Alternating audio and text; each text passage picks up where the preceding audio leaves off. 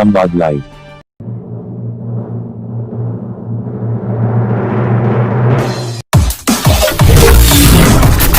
संवाद लाइव।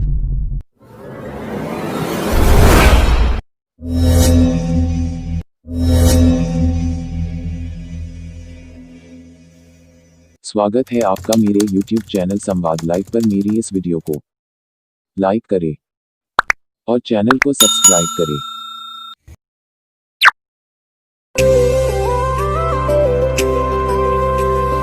चौक की लिखावट से, रंगों की बनावट से सपने सजाएंगे हम, स्याही और किताबों से, कोरे कोरे पन्नों से सपने सजाएंगे हम।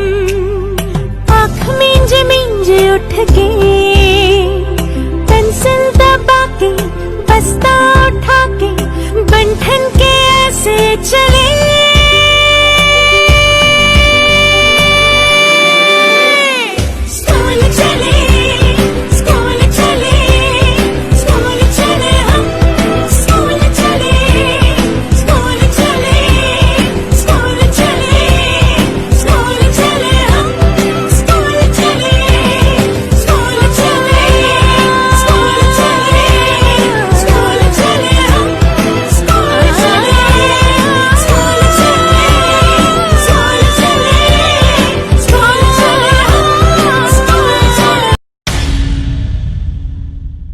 नमस्कार दोस्तों, हिंदी भाषा के अंग व्याकरण में रस ये भाग विद्यार्थियों के लिए लाभप्रद सिद्ध होगा।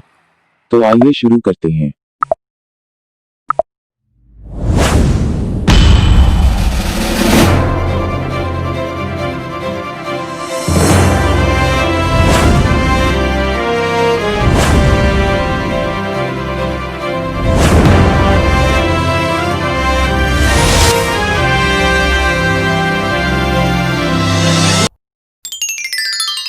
दोस्तों, आज हम लोग जानेंगे कि रस किसे कहते हैं और रस कितने प्रकार के होते हैं और उनके प्रकारों को कैसे पहचाना जाता है। फ्रेंड्स, रस का जो शाब्दिक अर्थ होता है वो है आनंद, अर्थात काव्य को पढ़ने या सुनने से जिस आनंद की अनुभूति होती है उसे रस कहा जाता है। संस्कृत में कहा गया है रसात्मकम वाक्यम काव्यम, अर्थात रस युक्त वाक्य ही काव्य है। मतलब किसी भी वाक्य में अगर रस को मिला दिया जाए तो काव्य बन जाता है। तो इसका अर्थ यह है कि किसी भी काव्य को पढ़ने या सुनने में जो आनंद हमें महसूस होता है उसे ही रस कहते हैं।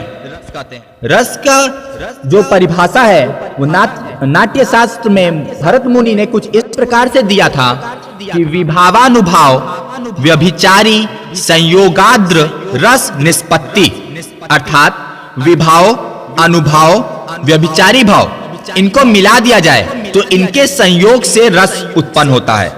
तो यही लिखा है, अर्थात विभाव, अनुभाव, व्यभिचारी भाव के संयोग से रस की निष्पत्ति होती है। उसी प्रकार से रीति काल में कवि देव ने रस की परिभाषा दी कि जो विभाव अनुभाव अरु, जो विभाव अनुभाव अरु विभचारी नुकरी होई, धिति को पूर्ण वासना सुकवि कहत रस होई। तो दोस्तों, ये थी रस की परिभाषा।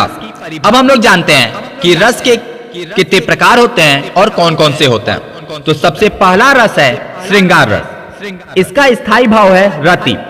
इसके अंतर्गत नायक और नायिका के मन में रति अर्थात प्रेम का भाव उत्पन्न होता है। जब यह प्रेम रस की अवस्था में पहुंच जाता है तो वह श्रृंगार रस कहलाता है। श्रृंगार रस में सौंदर्य, सुंदरवन, वसंत ऋतु, प्रकृति इत्यादि का वर्णन किया जाता है। श्रृंगार रस दो प्रकार के होते हैं, संयोग श्रृंगार रस और वियोग श्रृंगार रस। जब नायक और नायिका आपस में मिलते हैं और उससे जो प्रेम उत्पन्न होता है तो उसका वर्णन संयोग श्रृंगार रस में किया गया है। उसी प्रकार से नायक और नायिका के अलग होने पर जो दुख में प्रेम का वर्णन है उसका वर्णन हम लोग वियोग श्रृंगार रस में करते हैं। तो दोस्तों, यहाँ पे आप देख सकते हैं दो उदाहरण मैंने दिए हुए हैं। पहला उदाहरण संयोग श्रृंगार रस का है और दूसरा उदाहरण वियोग श्रृंगार रस का है। तो ये उदाहरण है, बसो मेरे नैनन में नंदलाल, मोर मुकुट मकराकृत कुंडल, अरुण तिलक दिए भाल। ये उदाहरण है संयोग श्रृंगार रस का। उसी प्रकार से वियोग श्रृंगार रस का उदाहरण है, अरे बता दो मुझे कहाँ प्रवासी है मेरा, इसी बावले से मिलने को डाल रही हूं मैं फेरा। तो दोस्तों ये था श्रृंगार रस और उनके प्रकार, और साथ ही कुछ उदाहरण जिनसे आप समझ सकते हैं कि श्रृंगार रस को किस प्रकार से श्रृंगार रस किस काव्य में उत्पन्न होता है और उनका उपयोग किस प्रकार से किया जाता है। तो अगला रस है दोस्तों हास्य रस। इसका स्थायी भाव है हास्य। इसके अंतर्गत वेशभूषा, वाणी, शारीरिक बनावट इत्यादि को देखकर मन में जो हास्य का भाव उत्पन्न होता है तथा जब यह रस की अवस्था तक पहुंच जाता है तो उसे हास्य रस कहते हैं। अर्थात कि आपकी वेशभूषा, आपने कैसा पहनावा अपना किया है, आपने क्या पहना है, आपकी वाणी कैसी है और आप अपने शारीरिक बनावट, इन सब चीजों से अगर किसी के मन में हास्य उत्पन्न करते हैं तो वह हास्य रस में आता है। इसका उदाहरण है, सीरा पर गंगा हंसे भुजानी में भुजंगा, सीरा पर गंगा हंसे भुजानी में भुजंगा हंसे, हास ही को दंगा भयो नंगा के विवाह में। तो दोस्तों ये था हास्य रस। तीसरा रस है वीर रस। इसका स्थायी भाव है उत्साह।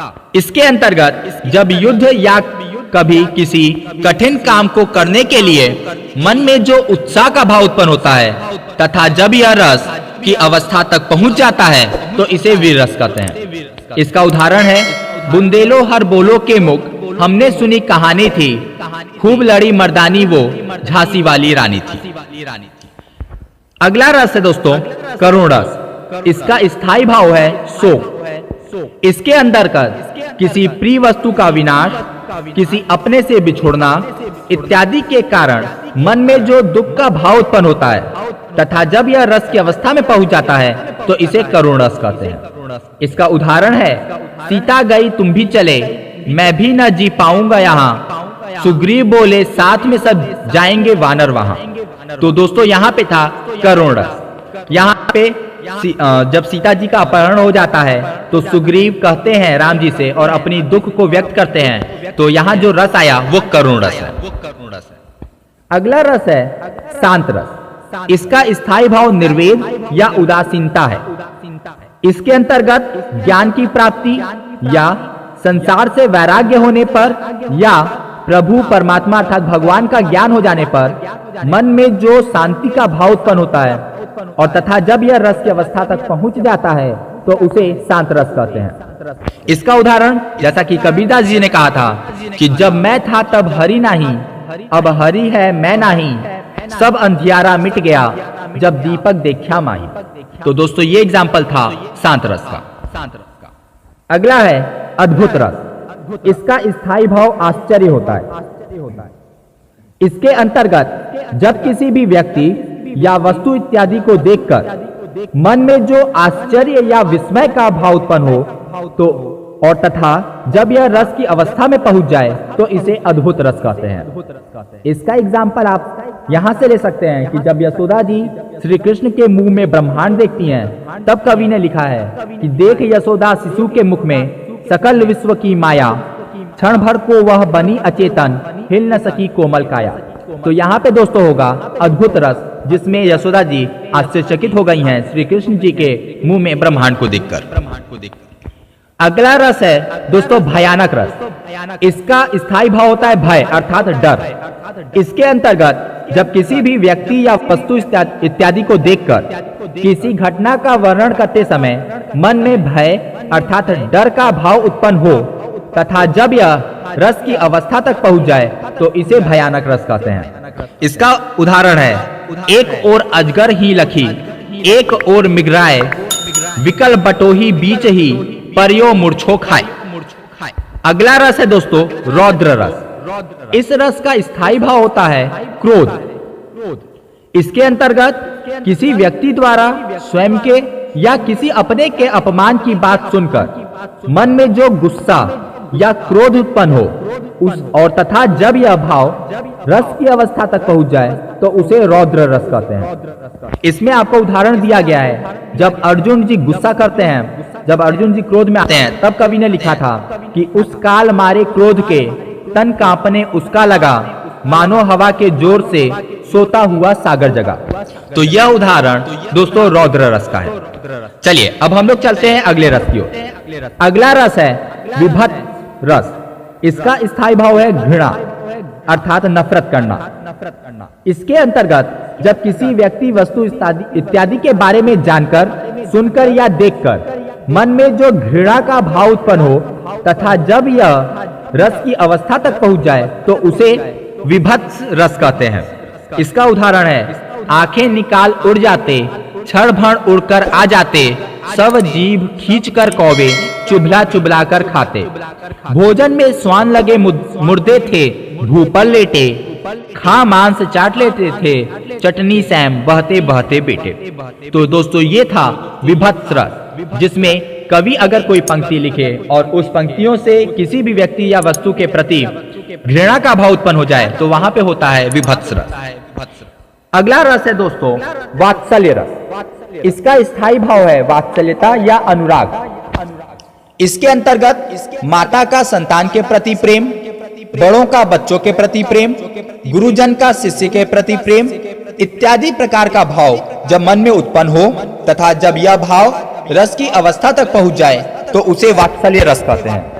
इसका उदाहरण है बाल दशा सुख निराखी जसोदा, पुनि पुनि नंद बुलावती, अंचरा तर लै ढाकी सुर, प्रभु को दूध पियावती। इसमें जब श्री कृष्ण छोटे थे और वह जो गौ माता के थन से जब दूध पीते थे तब वहां का वर्णन किया गया है। कवि ने बहुत ही अच्छे से इसका वर्णन किया है। इस काव्य में जो रस है वो है वात्सल्य रस। अगले रस की ओर बढ़ते हैं फ्रेंड्स। अगला रस है भक्ति रस।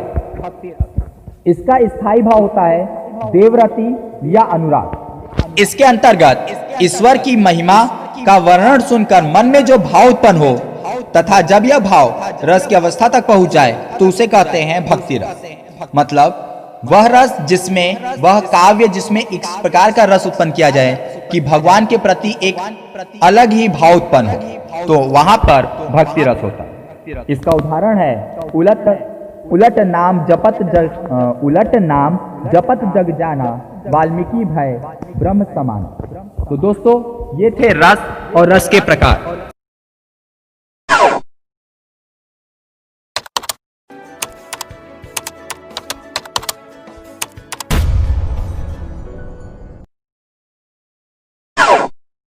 तो इस प्रकार दोस्तों आपने धैर्यपूर्वक हिंदी भाषा का महत्वपूर्ण अंग व्याकरण के भाग रस और उसके भेद को देखा, पढ़ा और समझा। आपको जरूर पसंद आया होगा। हिंदी भाषा की व्याकरण के अन्य भाग को हम अपनी आगामी वीडियो में पढ़ेंगे और उनकी उदाहरण सहित व्याख्या भी करेंगे। आशा है ये भाग विद्यार्थियों के लिए लाभप्रद सिद्ध होंगे। आगामी वीडियो देखने के लिए मेरे चैनल संवाद लाइव को सब्सक्राइब करें और वीडियो को लाइक करें। धन्यवाद। तो मिलते हैं अपनी अगली वीडियो में।